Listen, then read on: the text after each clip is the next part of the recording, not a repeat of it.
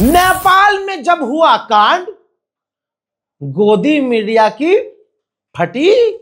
अस्सलाम वालेकुम वरहमतुल्लाहि वबरकातुहू। दोस्तों, आपको मालूम है कांड नेपाल में हुआ और गांड यहां फटी।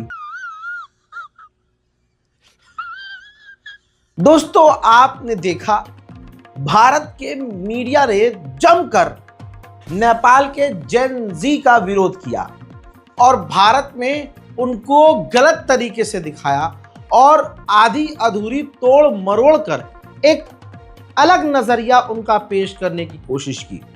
उनको गलत दिखाया और पूरी ताकत से गलत दिखाया।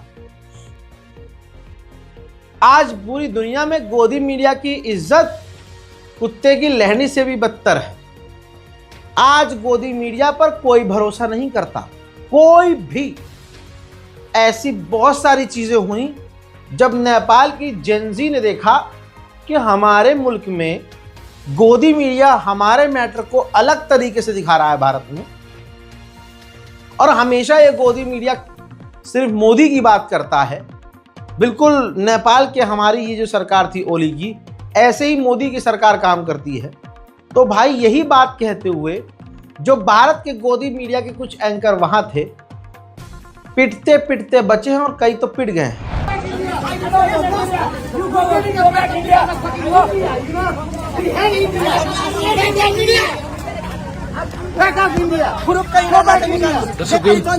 इंडिया म बिहान 7 बजे यहाँ आइपुगे हो। यिनीहरूले एउटा गाडीमा र एउटा इभीमा आएको, यो रातो टी सर्ट लाउने आइमा इभी गाडीमा हो। यही पार्किङ गरेर यिनीहरूले फिट गर्यो हो। हामी उता जान नपाउने हो। हामी उता नजान नपाउने यिनीहरूलाई चाहिँ त्यही गेटैमा राख्ने हो। खुरुक्कै निकाल्नुहोस्, खुरुक्कै निकाल्नुहोस्, खुरुक्कै निकाल्नुहोस्। यहाँ इन्डियाका मिडिया विरुद्ध नाराबाजी भइरहेछ।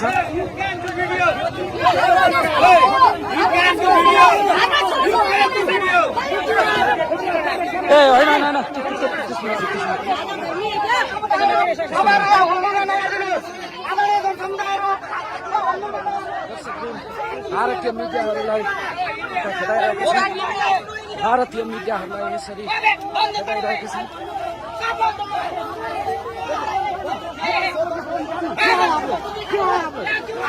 अथॉरिटी है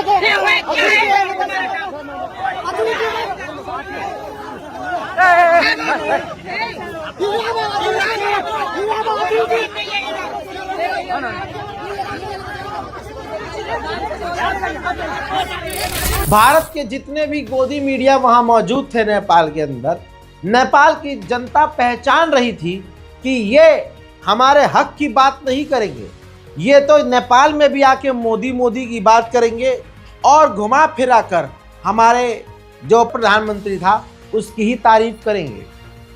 फिर एनडीटीवी के साथ नेपाल में क्या हुआ देखिए।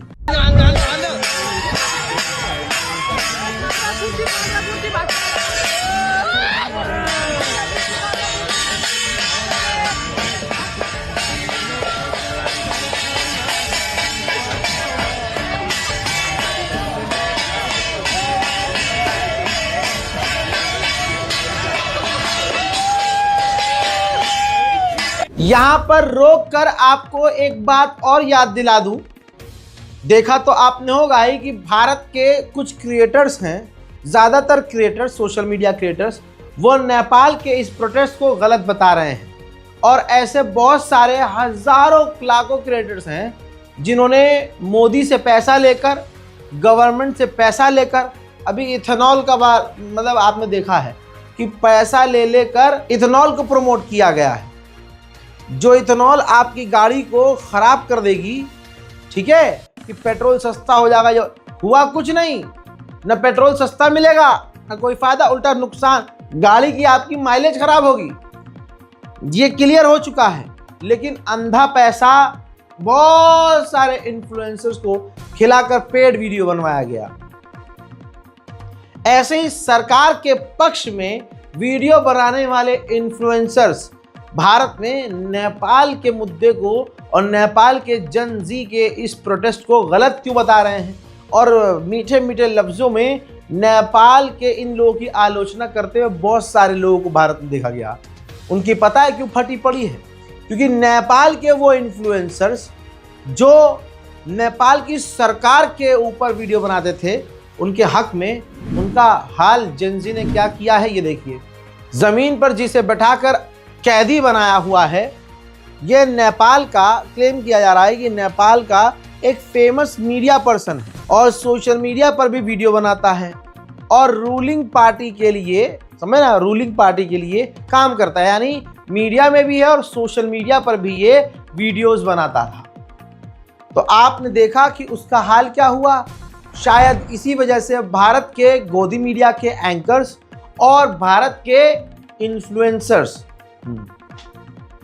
नेपाल के प्रदर्शन को गलत बता रहे थे, क्योंकि इनको अपना भविष्य नजर आ रहा है। गोदी मीडिया में भी स्तर होता है, कुछ टॉप लेवल के होते हैं, कुछ छोटे मोटे होते हैं।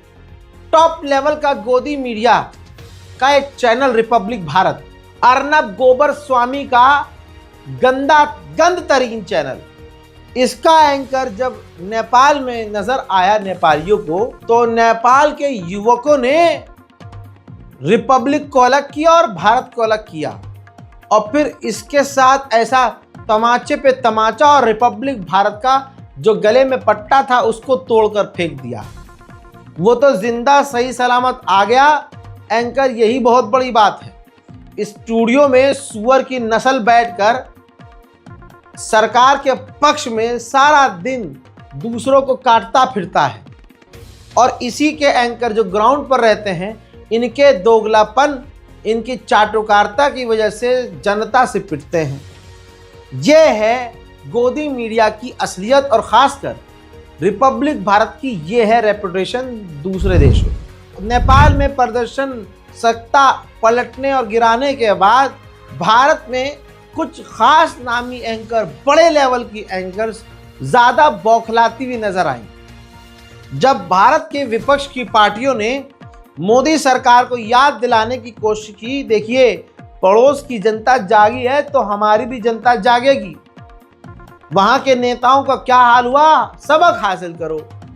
तो भाई ये बात मोदी और योगी और अमित शाह को बुरी लगे ना लगे, गोदी मीडिया के एंकर्स को, वहां के गोदी मीडिया के एंकर्स की पिटाई देखकर इनकी फटी तो इनको बुरा लगा और फिर कांग्रेस के प्रवक्ताओं से ये बौखलाहट में ये शादीशुदा रहकर भी सिंगल अपने आप को ऐलान करके बताने वाली चित्रा त्रिपाठी भड़क गई।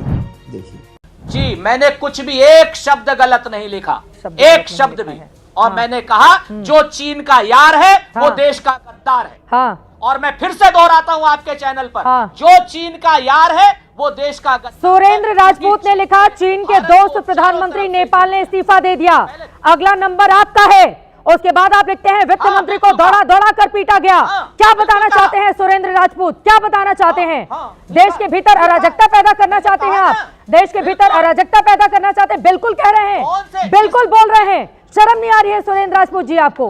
बिल्कुल लिखा। अरे मैंने शर्म आनी चाहिए तुम्हें चित्रा त्रिपाठी। एक सेकंड, ये तू तड़ाक की भाषा कहीं और बोलिएगा, चीन के यारों को ये तू तड़ाक की भाषा कहीं और बोलिएगा। बिल्कुल, ये तू तड़ाक की भाषा कहीं और बोलिएगा, ये तू तड़ाक की भाषा कहीं और बोलिएगा। ठीक है, एक्सपोज हो रहे हैं, एक्सपोज हो रहे हैं आप, एक्सपोज हो रहे हैं आप, एक्सपोज हो रहे हैं आप। भारत विरोधी अगर कोई ट्वीट करेगा, भारत में अराजकता पैदा करने की कोशिश करेगा, बिल्कुल ये गद्दारी है, ये बिल्कुल गद्दारी है, बिल्कुल गद्दारी है, बिल्कुल गद्दारी है।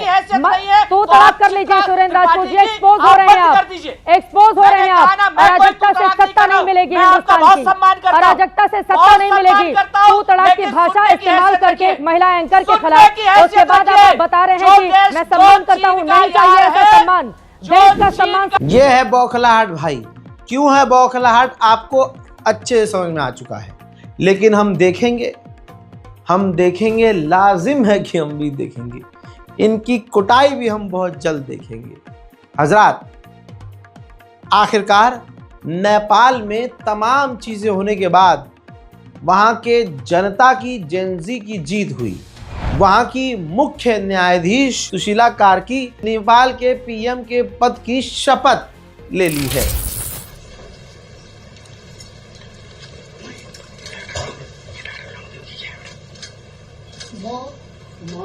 सुशीला कार्की नेपाल को सार्वभौम सत्ता र राजकीय सत्ता, नेपालको सार्वभौम सत्ता र राजकीय सत्ता, नेपाली जनतामा निहित रहेको, नेपाली जनतामा निहित रहेको, नेपालको संविधानप्रति पूर्ण वफादार रही सत्यनिष्ठापूर्वक प्रतिज्ञा गर्दै ईश्वरको देश र जनताको नाममा शपथ लिन्छु कि भारत की मीडिया ने और भारत के इन्फ्लुएंसर्स, मोदी के समर्थक जो इन्फ्लुएंसर्स हैं, उन्होंने पूरी तरह से वहां की जेन जी जनरेशन को बदनाम करने की कोशिश की। लेकिन जैसे ही सरकार गिरी, जेन जी का ये भी चेहरा सामने आया, उन्होंने सड़कों और इलाकों की सफाई शुरू कर दी। जी हाँ, गली चौराहे, जो आग लगी हुई गाड़ियां, उनकी सफाई, सड़कों की धुलाई, वाइपर तक से सड़कों को सोखा गया, पोछा गया। जो चीज़ें तोड़ी गईं उनको बनाया जाने लगा, जगह जगह कूड़ा उठाया गया, कूड़ेदान लगाया गया, गली और जो सामान लूटा था जहाँ जहाँ से जिन जिन लोगों ने, तमाम लोग घर में जाके, हाँ जी आपके यहाँ से क्या लूटा है, कोई फ्रिज उठा के ले गया है, कोई वॉशिंग मशीन, उन तमाम लूटे हुए सामानों को दुकान से जो लूट के लोग ले गए थे इकट्ठा किया वापस, और वापस ले जाकर उन दुकानदारों को दिया है। सड़कों पर, किनारों पर पेंट किया गया, सफाई की गई और एक दूसरे का साथ ऐसे ही देते हुए पूरे नेपाल को चमका दिया जेन जी जनरेशन ने।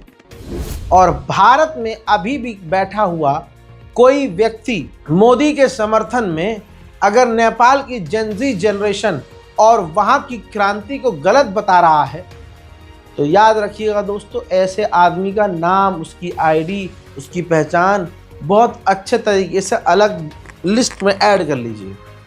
समय आने पर उनको प्यार दिया जाएगा। तू समझा? हाँ। नहीं, तू समझा नहीं। भारतीय जनता पार्टी सबको पता है नंगी है, बिल्कुल नंगी, लेकिन इसके नेता इस लेवल पर नंगे होंगे सोचा नहीं था। सस्ता नशा करके भारतीय जनता पार्टी का प्रवक्ता गौरव भाटिया गोदी मीडिया पर डिबेट में शामिल हो गए। नंगे, ऊपर कुर्ता पहना था, नीचे नंगे थे, पता नहीं क्या कर रहे थे कि उस बीच आदेश आ गया, यार गौरव भाटिया गोदी मीडिया के चैनल पर जाकर हमारा लो स्टैंड। अब ये भाई आधा अधूरा काम छोड़ के नंगे, बिना सलवार, बिना पैंट, बिना कच्छा पहने लाइव चले गए गोदी मीडिया पर।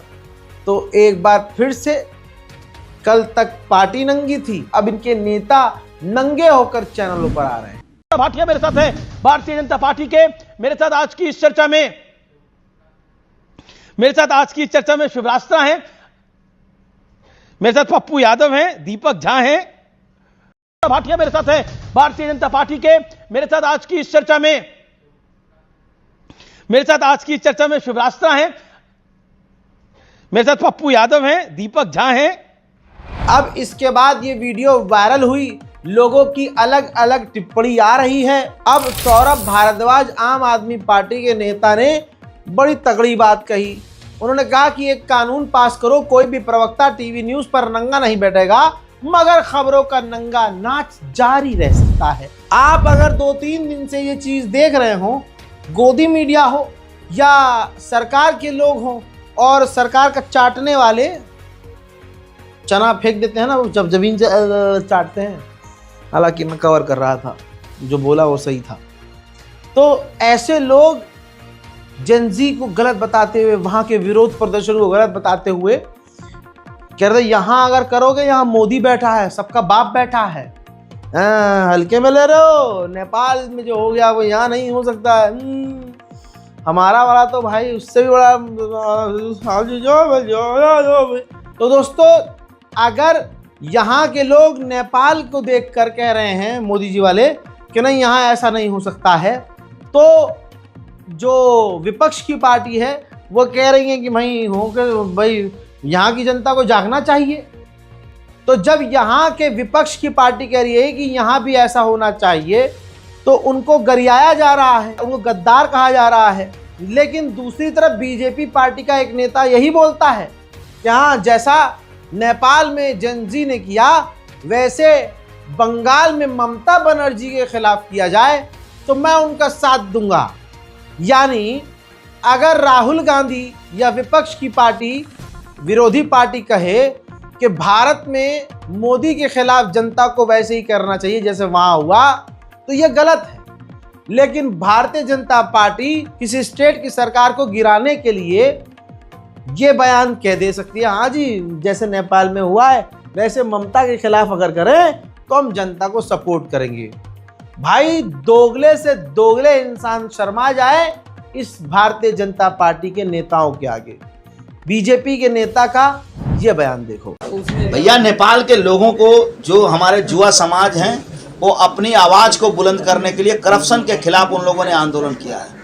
मैं तो सैल्यूट जनाता हूँ 18 साल से लेकर 30 साल के नौजवानों को कि बंगाल के लोग इससे शिक्षा लें कि इतना करप्शन के बाद भी बंगाल के लोग आज इस करप्शन के लिए इंतजार कर रहे हैं कि कब इस देश के प्रधानमंत्री कुछ करेंगे। अरे भैया, आपका शासन, आपको न नौकरी मिलती है, ना आपकी बेटी सुरक्षित है, ना आपके बहन सुरक्षित है, ना आपका घर सुरक्षित है, ना आपका आंगन सुरक्षित है, ना आप घर बना सकते हैं, ना आप घर में भाड़ा रख सकते हैं। आप कॉलेज में जाएंगे बलात्कार होगा आपकी बेटियों का, आप स्कूल में आपका एडमिशन नहीं होगा, वहाँ पैसा देना पड़ेगा। कब जगोगे भैया? अरे अपने घर से भी खुदीराम पैदा करो। खाली इंतजार करोगे कब मोदी जी आएंगे और कब बचाएंगे, ऐसा नहीं होता है। बंगाल के नौजवानों को मैं कहता हूं, आप तैयार होइए आगे खड़ा होकर।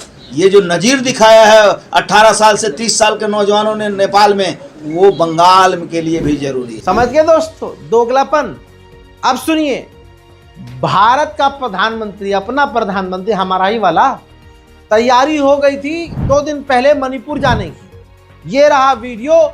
बता दूं कि जब मणिपुर जाने की तैयारी हुई तो मोदी के जाने से पहले ही, दौरे से पहले ही मणिपुर में दंगा हो गया। देर रात मणिपुर के चुराचांदपुर में प्रधानमंत्री के मोदी के स्वागत में लगे पोस्टर और बैनर फाड़ दिए गए, बैरिकेडिंग गिरा दी गई और उनमें आग लगा दी गई। 13 सितंबर को मोदी की चुराचांदपुर इम्फाल जाने का इरादा है। लोगों का उधर गुस्सा फूट रहा है। जब मणिपुर को जरूरत थी तब मोदी जी के मुंह से मणिपुर का नाम नहीं निकला।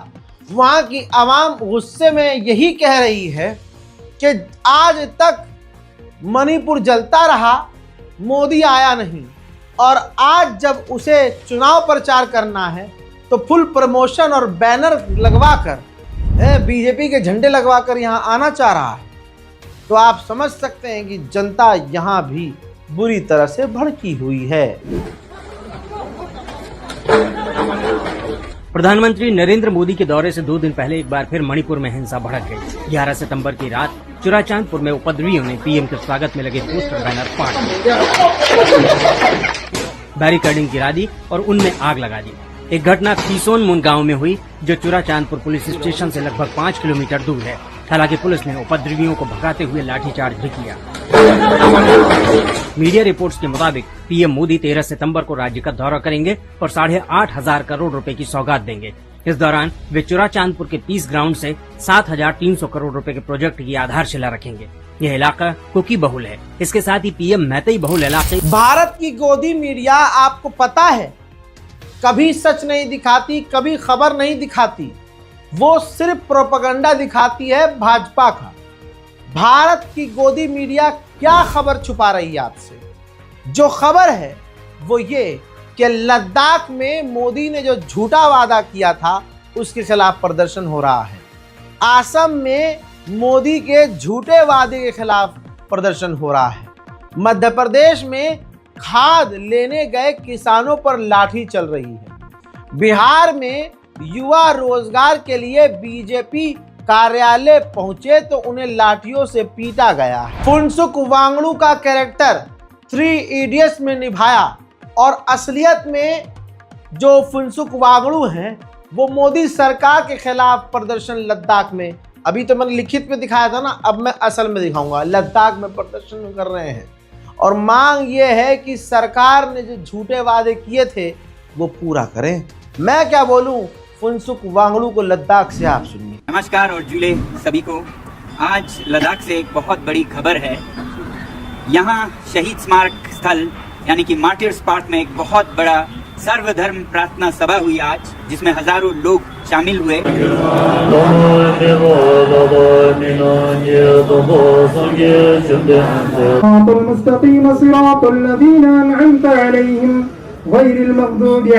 हम आपके सामने क्या अल्फाज देकर आए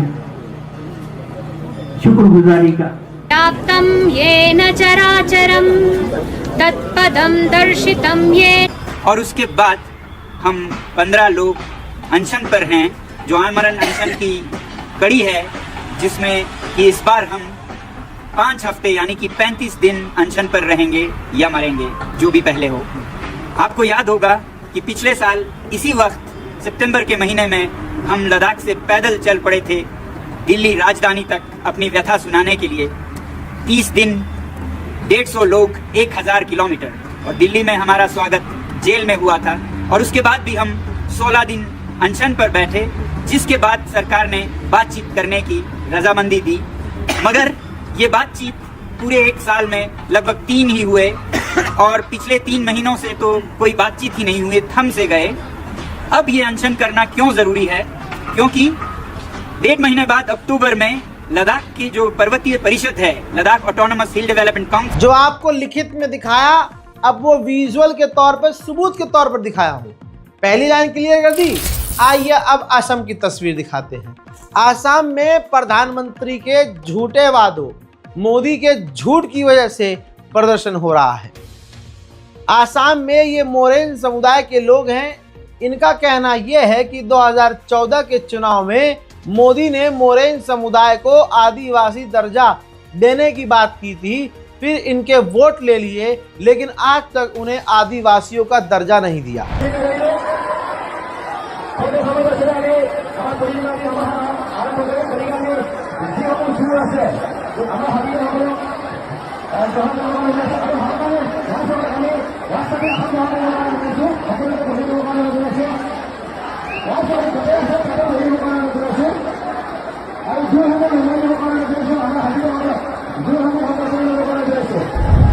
क्लियर हुआ? अब आइए अगला सबूत। मध्य प्रदेश में किसान खाद के लिए जब जा रहा है तो वहां उनकी कुटाई हो रही है।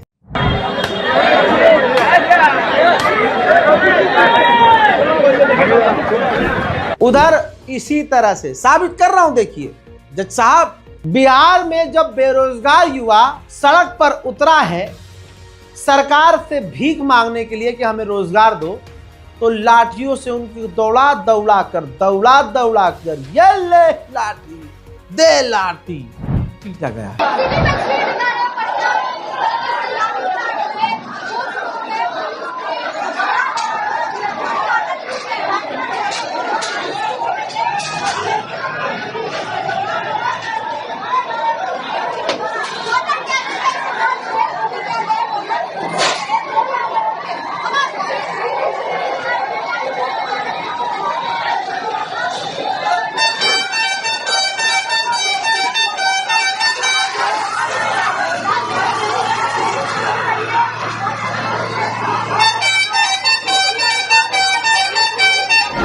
आइए अब बात करते हैं किराए के देशभक्तों की।